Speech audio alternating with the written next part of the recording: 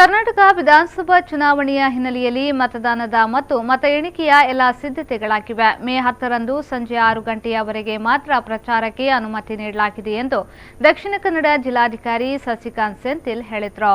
ಅವರು ಜಿಲ್ಲಾಧಿಕಾರಿ ಕಚೇರಿಯಲ್ಲಿ ಸುದ್ದಿಗೋಷ್ಠಿ ನಡೆಸಿ ಮಾಹಿತಿ ನೀಡಿದರು.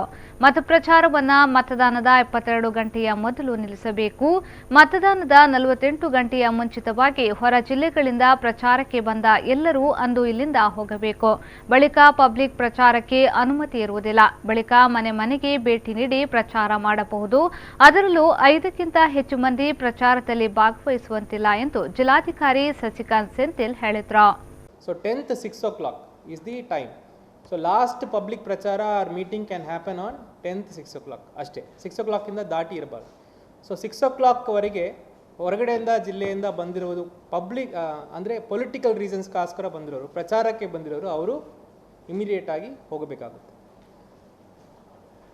ಸೊ ಅದಾದ ಮೇಲೆ ಪಬ್ಲಿಕ್ ಪ್ರಚಾರ ಮೀಟಿಂಗ್ ಅಂತೂ ಇರುವುದಿಲ್ಲ.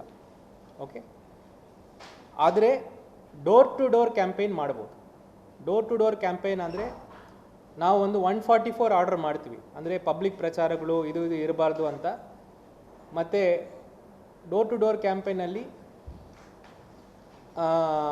ಸ್ಮಾಲ್ ಗ್ರೂಪ್ಸ್ 144ಅಲ್ಲಿ 5ಕ್ಕಿಂತ ಜಾಸ್ತಿ ಜನ ಜನರಲಿ ಅಲೋ ಮಾಡಲ್ಲ. But door to door campaign should be only of that limitation.